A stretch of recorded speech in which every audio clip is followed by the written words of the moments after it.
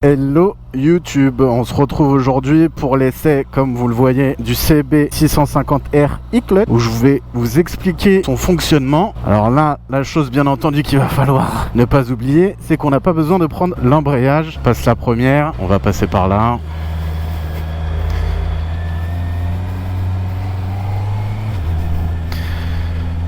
Alors, comme je vous disais, on se retrouve aujourd'hui, nouveau véhicule, on est chez Honda.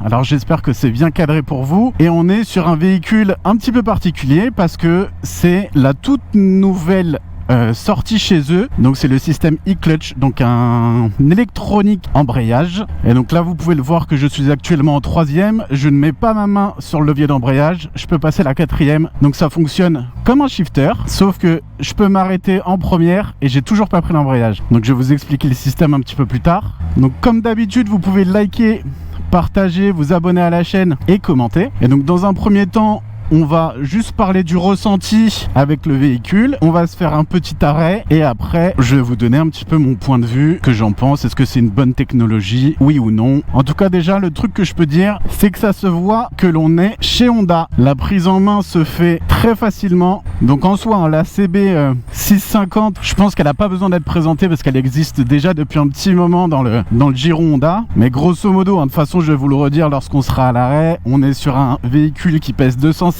kg, qui fait 95 chevaux lorsqu'il est débridé et 47,5 lorsqu'on est en A. On prend pas l'embrayage. Hop, on reste en première. C'est quand même la classe ce système.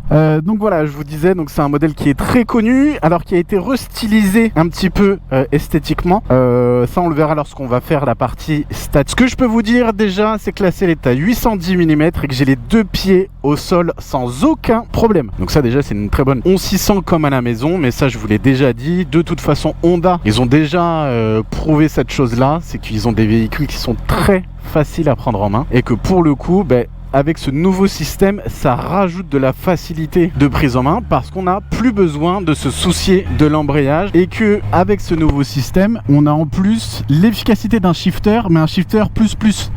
Parce que généralement un shifter, lorsqu'on se retrouve sous les 3-4 000 tours, surtout sous les 3 000 tours, souvent les vitesses ne passent pas. On va avoir un gros clac et la vitesse ne va pas accepter de passer. Alors que là, pour le coup, on peut absolument passer la vitesse dès le début. Il n'y aura pas du tout de problème. Alors comme vous le savez aussi certainement, moi j'ai un Forza 750. Je suis fan de Honda depuis que je suis tout petit et je commence à me poser certaines questions de savoir si oui ou non je revends le Forza, je m'achète une moto à la place parce que justement le côté moto me manque. Et celle-ci, voire la CBR650R pourrait être un choix parce que dans son fonctionnement on peut avoir le fonctionnement un peu scooter, c'est à dire que si je veux conduire qu'à une main je vais pouvoir le faire et donc on peut avoir les avantages un peu du fonctionnement du scooter mais en étant à moto. Donc il m'a dit elle a pas beaucoup roulé, elle a que 47 km, donc faut faire attention aux freins et aux pneus, ils sont pas tout à fait rodés. Voilà, on peut repartir en deuxième sans avoir à toucher l'embrayage. C'est quand même un gros luxe et en vérité dès qu'on est permis A2, qu'on vient d'avoir son permis, cette moto là ça peut être vraiment l'idéal dans son fonctionnement parce que si jamais vous oubliez de faire certaines choses, ça peut être une excellente école et en contrepartie ça peut aussi certainement vous faire prendre des mauvais réflexes, donc à voir. Mais pour une personne qui a 4 ans d'expérience de permis comme moi, c'est quelque chose qui est plutôt agréable.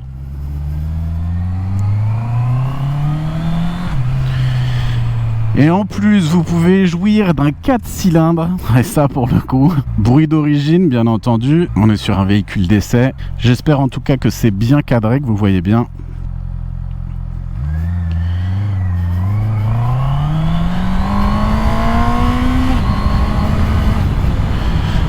Ah, ce bruit, qu'est-ce qui fait plaisir quand ça monte dans les tours, très plaisant.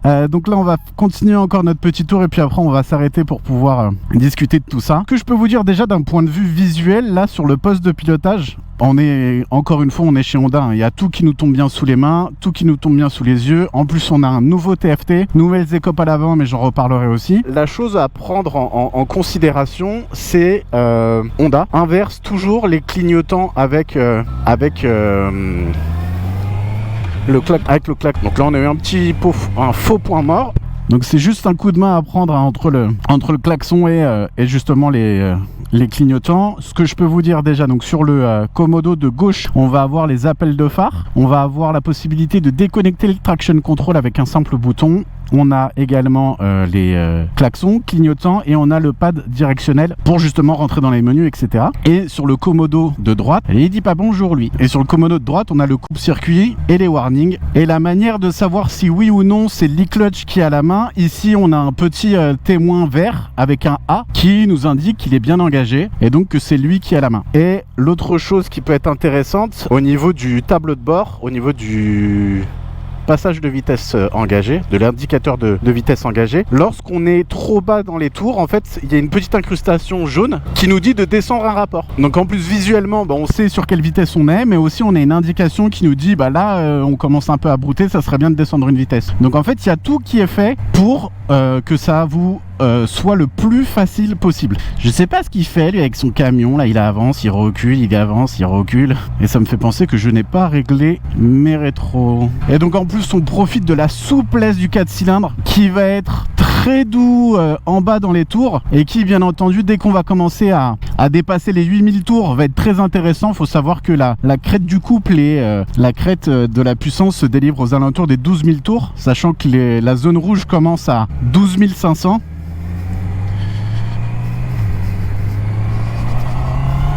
Et donc ce doux bruit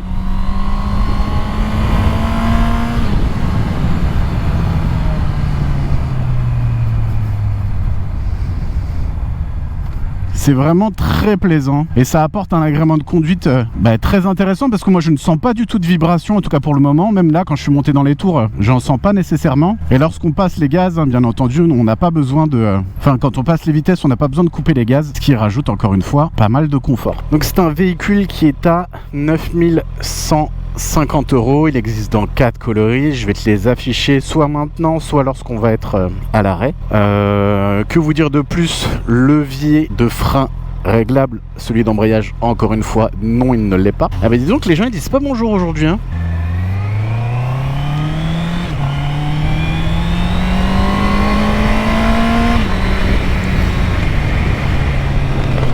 Je vous avais pas fermé la visière, mais voilà, c'est un agrément très plaisant, c'est très maniable, sachant que là les pneus sont pas du tout rodés. Et donc après à voir, ça serait de pouvoir essayer la CBR 650R et de se demander en termes de position ce qui moi me correspondrait le plus et même ce qui vous correspondrait le plus. Là on est très légèrement penché sur l'avant, on a les pieds qui sont pas trop sur l'arrière. Donc c'est plutôt confort en termes de position. C'est une moto avec laquelle on peut faire énormément de kilomètres. Il faut savoir qu'elle a un réservoir de 15,4 litres, si je dis pas de conneries encore une fois, et qu'elle est donnée pour, je crois, 3,5 litres au 100. Donc on peut faire quasiment 450 km avec ce véhicule. En tout cas pour le moment, c'est le type de véhicule auquel on peut que mettre une excellente note. Esthétiquement, elle est très belle. Elle est inspirée un peu à l'ancienne avec un phare qui est un peu rond, sachant qu'il a été changé entre la 2024 et la 2023. Là on bénéficie du feu de la CB1000R qui est une forme un petit peu plus allongée, beaucoup plus beau je trouve, et il est interminable ce feu.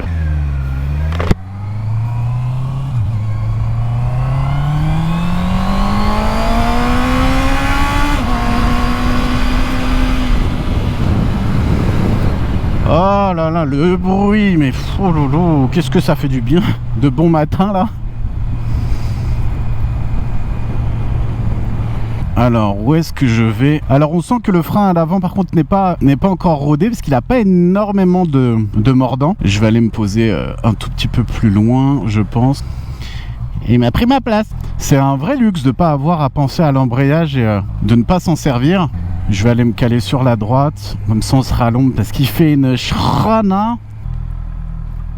Et nous allons nous mettre ici. On passe au point mort qui se trouve très facilement. Hop, donc nous voici avec le CB650R. Donc ce que je vous disais au niveau de l'optique à l'avant, donc il a changé, avant il était rond, maintenant il est un peu plus allongé vers le haut. Et donc le système en question, on va d'abord parler du e-clutch et après je vais vous faire l'ensemble du véhicule. Donc le e-clutch c'est cette partie là, hop, qui se trouve ici. Donc c'est un embrayage électronique qui va fonctionner à la place de votre main. C'est-à-dire que lui il va gérer l'embrayage Tant que vous ne prenez pas l'embrayage, c'est lui qui va le gérer. Et en fait, vous avez deux moteurs ici avec des engrenages qui vont permettre justement de venir passer les vitesses à votre place. Donc c'est la toute nouvelle technologie que Honda sort. Et je dois dire que lorsque j'étais dessus, ma jambe ne venait pas sur cette partie-là, donc ça ne me gênait absolument pas. Donc ça, c'est une chose à savoir, c'est qu'ils l'ont plutôt bien intégré. Il est un peu disgracieux quand on se met comme ceci parce qu'on voit qu'il sort légèrement, mais en tout cas, moi, il ne m'a pas gêné. Et comme vous le savez, je fais 1m80. Donc alors, ce que je peux vous dire, jante de 17 à l'avant, jante de 17 à l'arrière. On est sur un double étrier de frein à l'avant, 4 pistons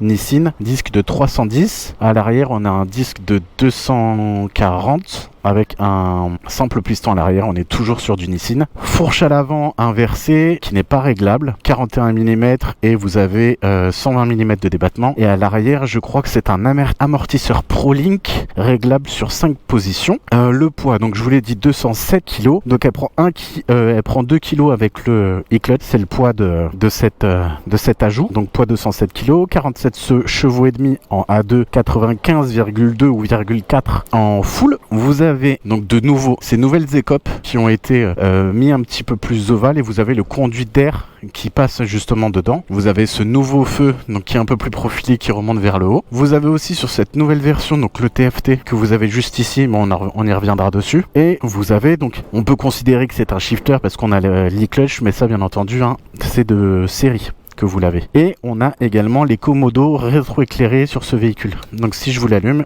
hop, donc les petits commodos qui se trouvent là, le pad directionnel, va vous permettre de faire défiler les différentes informations. Trip A, trip B, consommation au litre, enfin au 100 km. Vous avez donc une jauge à essence qui est séparée en 6 segments. Vous avez les tours minutes qui se trouvent juste au-dessus, avec l'heure, le rapport de vitesse engagée et le petit témoin ici qui vous indique si oui ou non les clutches fonctionnent. Et donc nous allons repartir tranquillement et profiter. Donc vous voyez là l'embrayage, toute cette partie là elle est molle. Si moi je le prends et que je passe la vitesse, c'est moi qui serai maître de la moto. Et là si je descends ma vitesse automatiquement, lui il considère que c'est moi qui suis maître et donc il me laisse fonctionner. Donc on va se faire un tout petit tour. Et donc elle nous permet d'évoluer très sereinement avec ce 4 cylindres. Là par exemple je suis à 33 en quatrième. Il broude pas, on va quand même repasser en troisième. Au niveau de l'interfile, c'est une moto qui va être très capable parce qu'elle a plutôt un gabarit qui est réduit. Le guidon est légèrement recentré vers le pilote. Et en termes d'agrément, c'est vraiment une marque de fabrique Honda parce qu'on a vraiment l'impression qu'elle est faite pour nous. On a l'impression de l'avoir depuis un bon moment. Hop, on vérifie que tous les... Voilà, par exemple, je suis en 6ème à 50, 54, je suis à 2250 tours minute, 2500 pardon, tout se passe nickel, ça broude pas, c'est les joies du 4 cylindres. J'ai pas dit le couple, je crois qu'on est à 63 ou 65 Nm de couple, mais bien entendu je vais te le mettre en incrustation. Donc bien sûr vous pouvez toujours liker, partager, commenter, c'est ce qui permet de développer encore une fois le plus possible la chaîne. Et je vais essayer de voir si j'ai la possibilité de trouver le CBR 650, comme ça permettra justement d'essayer les deux types de positions avec ce moteur là. En tout cas pour le moment très convaincu alors lui il grille le feu normal. C'est un véhicule qui est très polyvalent, très intéressant, auquel moi automatiquement je peux mettre un 9 sur 10 sans aucun problème parce que il a les commodos rétroéclairés. En tout cas le pad directionnel là est rétroéclairé et vous savez que c'est une chose moi qui me tient à cœur. Et donc dans l'idéal si j'arrive à trouver le CBR 650R, je vous ferai comme c'est une comparaison entre les deux véhicules. Donc celui-ci il est à 9149 € et le CBR je crois il est à 9949 €.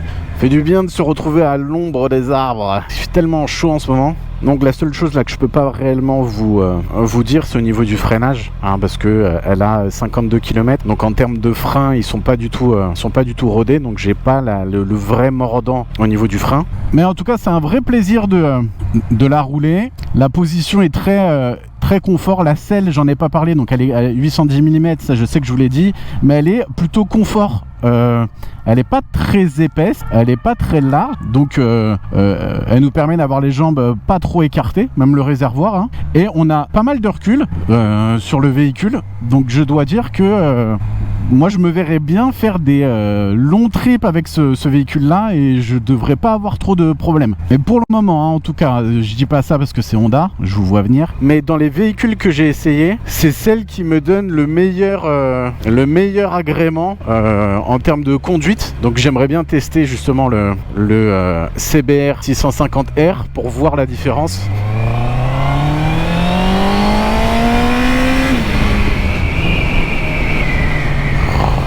Oh là là là là, en plus ce bruit du 4 cylindres. Et donc je vous disais, ouais, en termes d'agrément et de comment dire. Voilà, je me suis arrêté, j'étais en 3ème. Donc pour vous dire à quel point le e-clutch fonctionne très bien. Ouais, une moto 9 sur 10 sans aucun problème.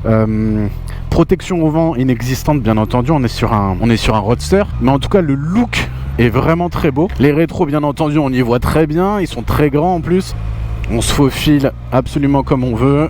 Donc là pour le coup, hein, celle-ci, la question ne se pose pas. Est-ce qu'on peut s'en servir comme daily? Oui, bien entendu. Daily, oui. Road trip, oui. Moto du dimanche, ah ouais, parce qu'elle va nous donner pas mal de sensations. Si c'est une moto qui nous sert uniquement pour le dimanche. Et les rétros, on y voit vraiment bien. J'ai à peine 1/5 du rétro dans lequel je vois mon bras. Ah là là. Non, vraiment très bien. Donc je vous ai montré les coloris, hein. Il y a le Grinardo, le noir, il y a un cac et il y a un rouge. Ils ont restylisé aussi au niveau de l'arrière, au niveau de la coque arrière. Ça je vous l'ai pas dit lors de la présentation quand on était à l'arrêt.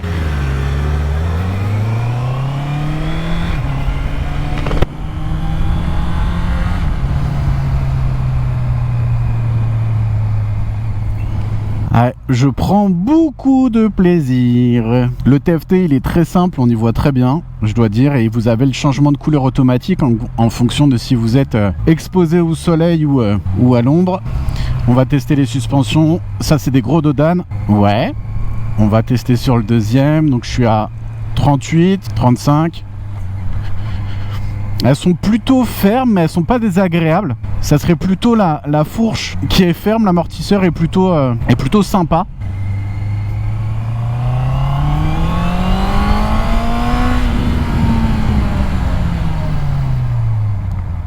Mon Dieu.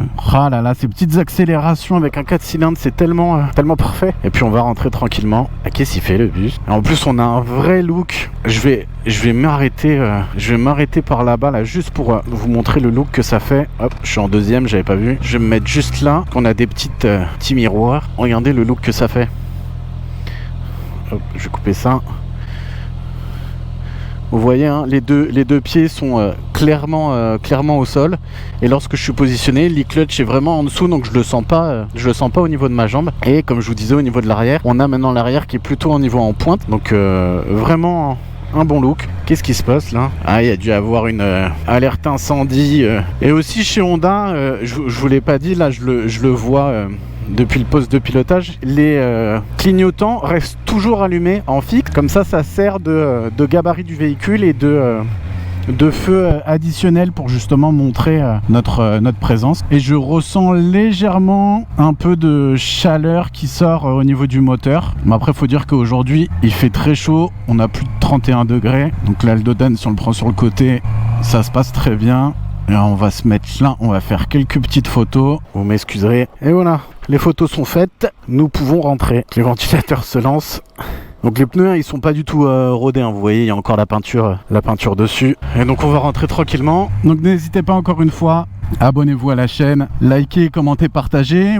Je sais pas si vous avez vu, mais j'ai mis en place des shorts sur YouTube. Donc des petites vidéos que je mets sur Insta ou bien sur TikTok. Point neutre, il passe. De toute façon, Honda, en termes de boîte de vitesse, ils sont extraordinaires. En tout cas, moi, je trouve. Et puis, l'accueil qu'on a visuellement, moi, je trouve ça beau. Je vais essayer de trouver, comme je vous ai dit, le CBR 650R. Et ma foi, je pense que je vais craquer dans pas très longtemps. Vous voyez, en troisième, ça clignote, comme quoi il m'indique de descendre un rapport. Je descends en deuxième. En fait, voilà, c'est dès qu'on va se retrouver sous les 2000 tours, il va demander à ce qu'on descende d'une vitesse. Et aussi, peut-être que la garde du frein est un peu trop proche pour moi. Je l'ai senti. J'ai senti qu'il allait reculer. Ah vraiment, très bon essai. Et je pense que c'est une moto qui peut vous donner énormément de plaisir au quotidien. Et également, juste si c'est une moto qui vous sert le week-end. Et donc on va finir cette vidéo, on va rentrer tranquillement. Je vous laisse profiter du son et de l'agrément de conduite. Je vais un petit peu moins parler. Bah oui, avance mon coco. T'as fait n'importe quoi. Très belle moto Guzzi, monsieur. Faire attention qu'il n'y ait personne qui sorte.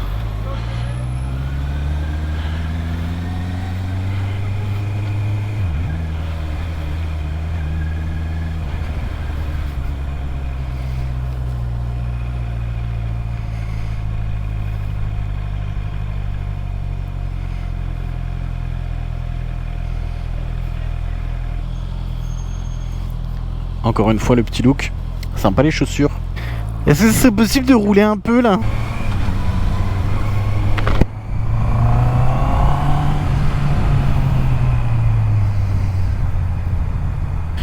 Voilà, on arrive à la concession. Donc je remercie encore une fois Honda à Asnières, donc dans le 92, pour m'avoir permis d'essayer ce véhicule. Cette magnifique CB 650R e-clutch.